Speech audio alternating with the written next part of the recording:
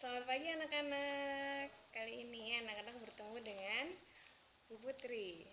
Nah, anak-anak di pembahasan kali ini kita akan membahas materi yang sudah anak-anak pelajari, yang sudah kalian saksikan videonya dan juga sudah kalian baca bacaannya. Kita akan membahas hal-hal yang sudah kalian pelajari dan juga akan membahas tugas yang sudah kalian kerjakan. Sudah siap ya? Kita mulai dari sekarang. Oh iya anak-anak, sebelum Bu Putri mulai membahas tugas, kita akan ketahui dulu bahwa materi untuk pembelajaran kali ini adalah ada dua muatan yang ada pada pembelajaran kali ini. Yang pertama yaitu muatan bahasa Indonesia, yaitu materinya mengenai ide pokok paragraf. Kemudian untuk IPA, materinya mengenai alat gerak pada hewan. Yuk kita bahas satu-satu. Nah, anak-anak sudah membaca bacaan yang berjudul Organ Gerak Manusia dan Hewan. Ada berapa paragraf di dalamnya anak-anak? 1, 2, 3, 4, 5. Ada 5 paragraf. Kita akan bahas satu-satu. Nah, anak-anak kalian juga sudah mempelajari tentang ide pokok. Pada kelas sebelumnya mungkin anak-anak sudah tahu apa sih ide pokok paragraf. Apa itu ide pokok paragraf? Ide pokok adalah gagasan yang menjadi dasar sebuah paragraf. Jadi di dalam setiap paragraf itu ada namanya ide pokok atau gagasan utama. Setiap paragraf terdiri dari beberapa kalimat. Salah satu kalimatnya ada yang disebut dengan kalimat utama. Nah, di dalam kalimat utama inilah adanya atau terletak ide pokok. Sudah paham? Jadi ide pokok terdapat pada kalimat utama. Nah, selain kalimat utama, dalam paragraf juga terdapat namanya kalimat pengembang atau kalimat penjelas. Jadi, dalam satu paragraf ada namanya kalimat utama yang berisi ide pokok, kemudian disertai juga dengan beberapa kalimat pengembang atau kalimat penjelas. Sudah paham? Nah, anak-anak, sebelum kita membahas ide pokok yang ada dalam bacaan, Bu Putri akan menjelaskan dulu mengenai jenis paragraf. Pada jenjang ini, kalian akan mempelajari dua jenis paragraf berdasarkan letak kalimat utamanya. Yang pertama, ini disebut dengan paragraf deduktif. Apa itu paragraf deduktif? Paragraf deduktif itu paragraf yang kalimat utamanya terletak di awal paragraf. Yang kedua, ada namanya paragraf induktif. Paragraf induktif adalah paragraf yang letak kalimat utamanya berada di akhir paragraf. Jadi ada paragraf yang letak kalimat utamanya di awal dan di akhir. Yang di awal itu namanya paragraf deduktif, yang di akhir itu namanya paragraf induktif. Sekarang kita analisis satu-satu. Mulai dari paragraf pertama bacaan ya. Oke, sudah dituliskan di contoh bahwa ide pokoknya terletak di kalimat pertama. Kalau yang kalian lihat, yang ada di warna kuning ini, ide pokoknya paragraf pertama, yaitu salah satu ciri dari makhluk hidup adalah bergerak. Ini lebih tepatnya merupakan kalimat utama. Kenapa? Karena ditulis satu kalimat utuh.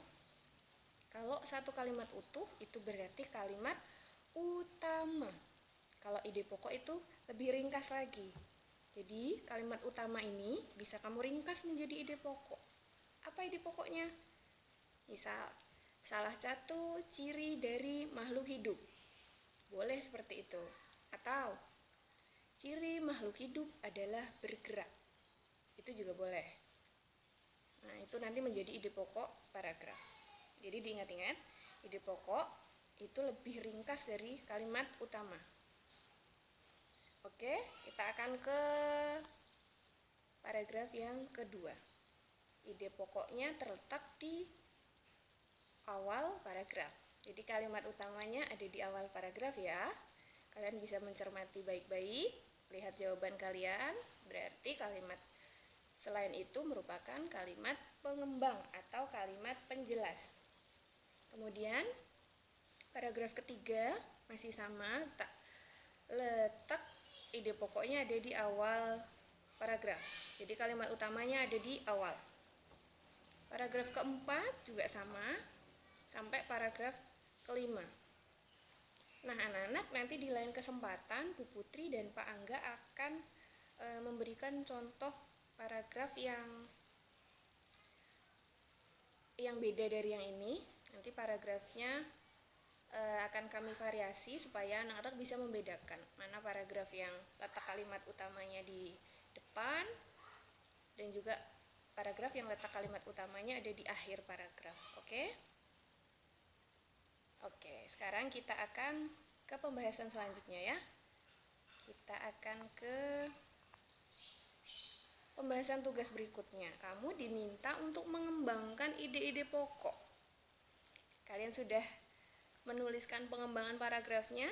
Jadi kalau di contoh yang ada di buku itu dituliskan. Contoh yang pertama itu organ gerak terdiri atas 2 macam. Nah, sekali lagi Bu Putri jelaskan, ini merupakan kalimat utama. Oke, ini kalimat utama karena satu kalimatnya utuh. Ada subjek, ada predikatnya. Kemudian kamu mengembangkan menjadi paragraf, kamu membuat kalimat pengembang atau kalimat penjelas. Nah, kalian bisa simak tulisan kalian masing-masing. Paling tidak satu paragraf itu kalau ada satu kalimat utama, kamu tambahkan beberapa kalimat penjelas. Bisa kalimat penjelasnya bisa 2 atau bisa 3 atau bisa lebih ya.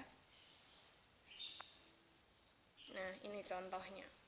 Apakah harus sama seperti ini Bu Putri? Oh, tentu tidak. Yang penting kalimat pengembang yang kamu tulis itu tidak melenceng dari ide pokok atau dari kalimat utama yang ada di sini ya. Nah, kamu bisa lihat contoh yang Bu Putri tampilkan. Oke? Sudah paham? Oke, kita akan ke pembahasan selanjutnya. Nah, anak-anak, tugas berikutnya adalah kalian menjelaskan beberapa, ada pengertian, ada fungsi, dan juga cara menentukan ide pokok bacaan. Apakah kalian kesulitan dalam menuliskan ini? Bagus kalau tidak. Kalau gitu kita bahas ya. Apa sih pengertian ide pokok bacaan? Tadi sudah Bu Putri jelaskan, coba kalian lihat. Nah, ide pokok. Ini maksudnya ide pokok paragraf ya, Nak ya. Oke, ide pokok atau gagasan pokok adalah ide atau gagasan yang menjadi dasar atau pokok pengembangan sebuah paragraf. Jadi intisari paragraf ada di ide pokok. Gitu ya. Nanti dari ide pokok dikembangkan menjadi kalimat utama dulu. Ide pokoknya tuh intinya. Terus jadi kalimat utama, nanti kalimat utamanya bisa diletakkan di awal atau di akhir paragraf. Baru kalian bisa menyusun kalimat-kalimat penjelas berdasarkan ide pokok tersebut. Yang kedua, fungsi ide pokok bacaan. Fungsinya adalah menjadi dasar pengembangan paragraf. Jadi paragrafnya tidak boleh melenceng dari ide pokok. Kalau kamu ingin mengembangkan lagi yang berbeda dari ide pokok, maka buat paragraf baru ya. Jadi satu paragraf itu cukup satu ide pokok saja. Itu paragraf yang baik.